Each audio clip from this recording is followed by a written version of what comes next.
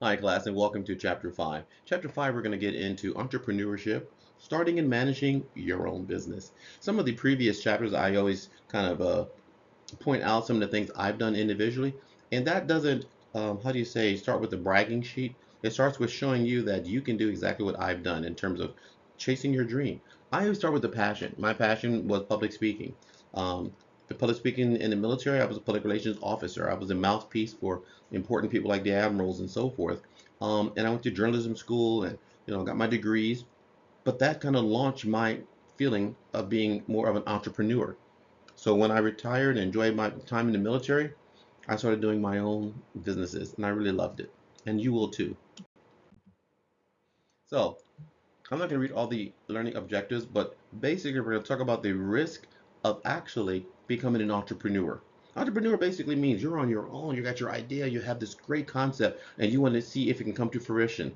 The only way you can do that is to actually put it into works. Lisa Nichols, who's a transformational speaker, she always says you got to take your passion and put it into action and take that leap of faith and believe in yourself.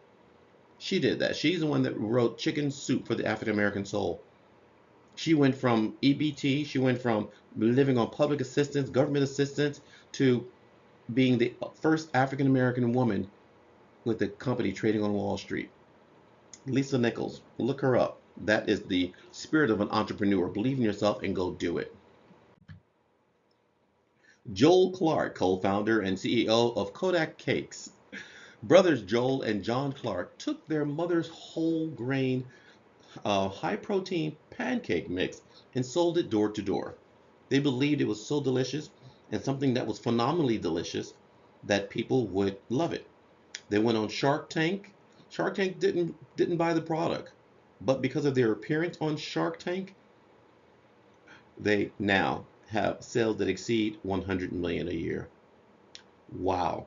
So again, believing in yourself. Not everyone will jump and take the bait and say, you know what, you're great. We're going to invest in your company. Shark Tank is a real good opportunity, to test the waters, to see if these amazing geniuses who sit on Shark Tank think that your product is something unique, something original, something the community and or country needs, or you're providing a different service of some sort. That's when you realize you are an entrepreneur and you need to at least try. You have to go out and see, try out the waters. Name this company. The founder of this company opened a candy company in Chicago, but it failed.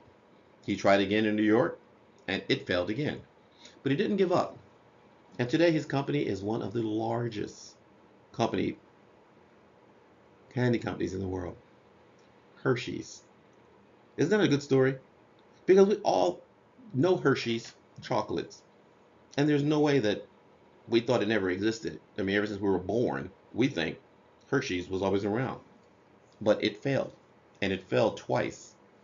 But the person who thought of it, the entrepreneur, he didn't give up on it. And that's why you can't give up on your dreams.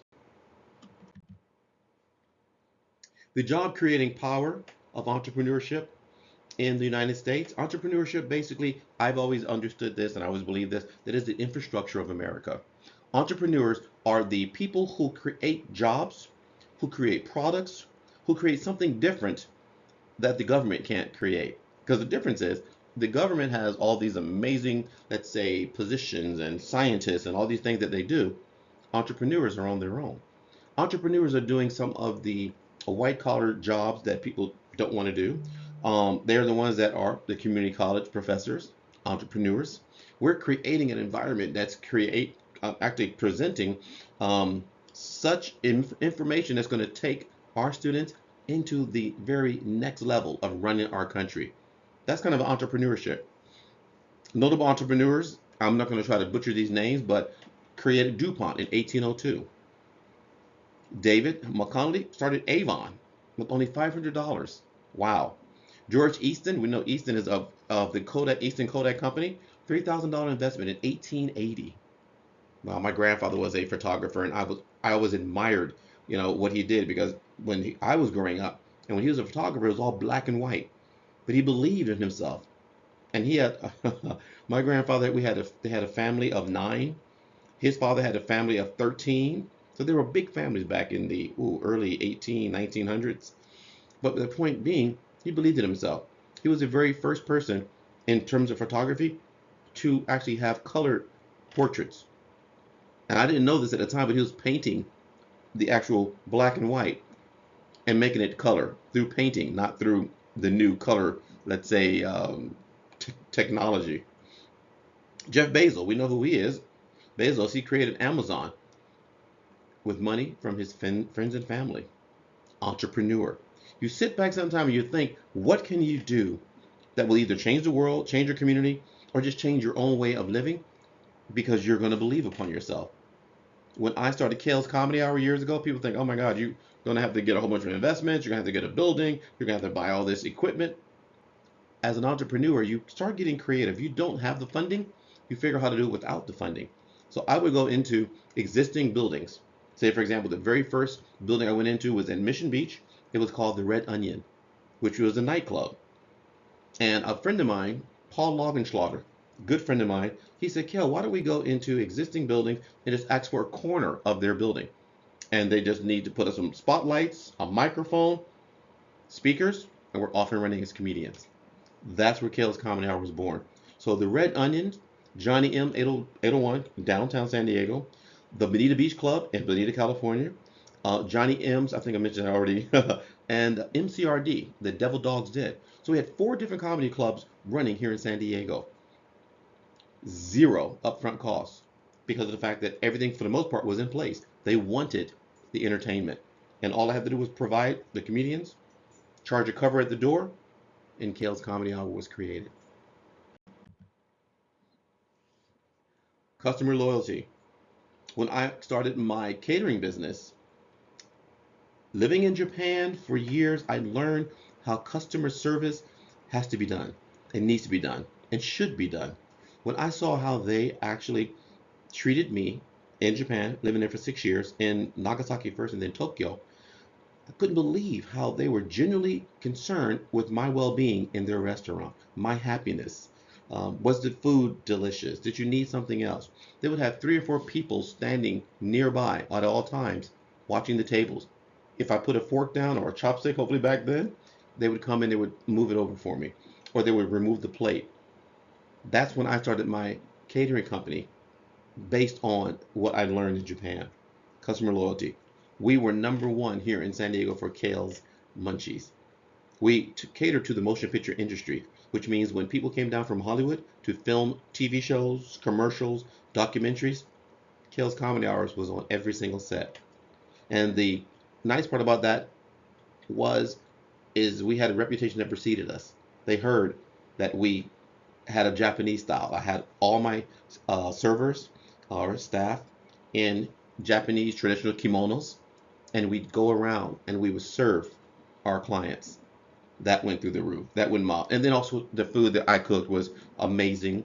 The service we presented was amazing. So that was a full package. So let's get into wacky grocer jingle. So it's a jungle jungle gym. Okay, this gentleman here, he put a wizard suit on. This is his store, and he would be on roller skates, and he would just run around the store, just making all his customers happy. Jim's international market, he called it. But he was very serious about one thing, how he wanted to make sure he had a niche. He wasn't trying to compete with Walmart or with Kmart at the time. He basically wanted the customers to come in and get something unique from his store. So, for example, he'd have like a whole case, 1,500 kinds of hot sauce resting beneath a antique fire engine. This unique thing, something that customers won't see anywhere else. He created a niche. That's the thing you want to do if you're an entrepreneur. Give them something different. I like to listen to my students and my family when they give me recommendations for restaurants, and people kept saying, you got to go to Cane's, you got to go to Cane's, you got to go to Cane's. I went there and I wasn't impressed. There was nothing unique about Cane's besides the big, huge Texas style toast. That didn't impress me. But what I was impressed with is when I went to a few restaurants, let's say in San Diego, that did something that was very unique, like Cafe Sevilla, Spanish cuisine, dance floor. I mean, it was just all the things that really make your experience different is what entrepreneurs are supposed to do. Student startups. I love some of these stories here because of the fact that students, you guys get together and you either get bored with your education or you look at your the projection of the future and you really don't know what you want to do. Then you start brainstorming and you're thinking, hey, I got this product and what do you think this product will go for? Or how do you think we can produce this product? You get together and you brainstorm, and that's the essence of entrepreneurs in terms of student startups. You can read through here and you can see some of the examples of some of these students who just basically had some ideas and ran with it. These folks here had a delicious snack that would help you stay awake during long study sessions. Wow. Another group decided they wanted to create hajjahs, I should say, for Muslim women to work out, to be comfortable. Bacon boxes. Wow. So no matter what your idea is, you're going to be actually able to how to come to manifest itself by working with your fellow students, your family, and just talk about your ideas. And you're never too young to be an entrepreneur. Let's go way back to the lemonade stand. I live in Otay Ranch, which is like about 5 minutes from Southwestern College. And there's two young kids who have an entrepreneur spirit because I drive past, it's called Modern Day, it's a Catholic high school. And they're sitting in front of the high school selling lemonade on Saturdays and Sundays. That's the spirit of entrepreneurship. So, 5 reasons to start your business right away. Never too young. You have potential for long-term returns. Ooh, you really want to start and see what happens. When I talked about my international preschools, 20 years running. We started it, well, 20 years ago when we were very, very, now we weren't young, but we were in our 30s when we started that company. You don't have a mortgage or kids to take care of when you're young. That's something to think about because that's a big balance. You have to risk not making a profit in order to chase your dream of being an entrepreneur. But if you have mortgages and car insurance and car payments, that's not as easy to be an entrepreneur. That's something to think about. You can survive on little funds and work long hours when you're young. That's the reason you're never too young to start. Actually, you're encouraged to start when you're young. So you can have a little ups and downs. There's no disruption to your career path because you haven't started a career yet. It just hasn't started. And you're more adaptable. You have adaptability. Okay, and you have a higher risk tolerance at a young age. That's a very good, that number 5 is very good for everyone. Because when I was in the military, I joined at 18 years old, excited for life. I had no inhibitions. I could do whatever I wanted. I wasn't scared of anything. I wasn't afraid. Now, a little bit more mature, I take calculated risk. I stop and see how much do I really want to do. You know, what am I willing to do for this business? When you're younger, you don't think of all that. And you're never too old also to be an entrepreneur. Most Americans are working over the age of 65. That's very true. Since 1996, older Americans have opened businesses at higher rates than those in ages 20 to 34. Older entrepreneurs have greater experience, that's very true, and more financial resources. So identify the fact that you've got 40 or 50 years of living.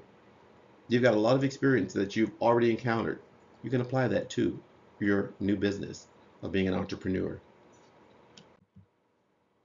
Why people take the entrepreneur challenge? Why do they want to be entrepreneurs? It's challenging. The major 4 reasons are opportunity. They want a chance to be, first of all, their own boss, or they want to see their product, in every store or all over the internet. Second is profit. You not always the bottom line, but you want to make sure profit, that'll be yours. An entrepreneur, it's your money. Independence is really, really important because you don't have anyone telling you what to do if you're an entrepreneur. Hopefully you have full autonomy and you like the challenge. You embrace the challenge of seeing how far you can go with your passion, your idea, and being an entrepreneur. What does it actually take to be an entrepreneur? Self-directed. You have to be able to have the discipline to be able to be self-directed. What's your path? What's your steps? Steps 1 through 10, if that are, and do check boxes. What are you really going to do? Self-nurturing. You've got to believe in yourself. Self-confidence. You got to believe what you've set out to do is going to come to fruition. Action-oriented. It's always good to talk and talk and talk, but now you have to put it into action if you're an entrepreneur. Highly energetic. You got to have that energy. You got to wake up every day ready to tackle the world. Okay, tackle the next challenge. That's part of your entrepreneurship. Tolerant and uncertainty. That's going to happen. You have to be able to be tolerant of uncertainty. Every day is going to be something different. If you have your own company and you're an entrepreneur, something different is going to pop off every single day, good or bad. Tips for starting your business when you're in school. Find a problem or a need. What in the community needs to happen? A good project would have been our beach cleanup in Imperial Beach. Maybe you would start a business where people, it'll be a nonprofit more than likely, but you have people cleaning up the beach on a constant level.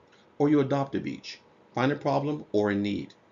Then you find a mentor. Go find someone who's already done it before, or who has the background on how to teach you how to do it to start your own business. Zero in on specifics. Go right in on the specifics of what you're going to create for your business. For us with the preschool, we know we had to do the languages, we had to do the traditions, and we had to do a few more things that tie into the Japanese culture. Do research on campus, test products with students. Say, for example, you decided to make an energy bar, give it away. That's how the power bar started. I don't think it's even that popular anymore, but I remember years ago, power bar. It was made mostly of peanut butter, but it gave you a hell of a lot of energy. Move forward with your ideas. Don't wait.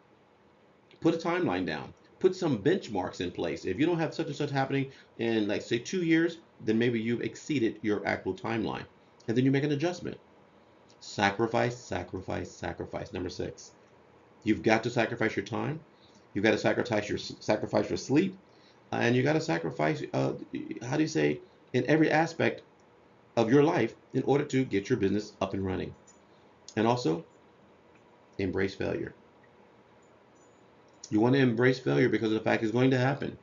And now, hopefully, it's not going to be catastrophic. Your business won't go under, but you're going to have a couple of months, a couple of years maybe of not going in the black. You're going to be in the red for a while. So think of that. So embrace failure. Because if you don't fall, how would you know how to get up? How would you know how to build yourself back up? Why people take the entrepreneur challenge again, turning your passion and our problems into opportunities. Most sources of innovation are like a flashlight. You got to turn them on. You got to put a spotlight on it. Okay, an idea is a good opportunity if it fulfills customers' needs. With my comedy club as well as my catering company, the fulfillment was bringing entertainment in terms of comedy. Fulfillment for the Kills Munchies was amazing food and amazing customer service. You have the skills and resources to start a business. That's one of the reasons, if it's an opportunity. You can sell the product or services at a reasonable price, but also still make profit. Also, you can get your product or services to customers before the window of opportunity, which means with the internet and with overnight deliveries, this was unheard of when I was coming up, when I was creating my businesses. We really had to go old school. Like I said, I was on rollerblades, running through communities, putting flyers on car windows. Yeah, okay. And also, you can keep the business going. That's one of the challenges. Becoming an entrepreneur. Kura Biza and Brian Jane Zook, I'm sure I'm butchering their names.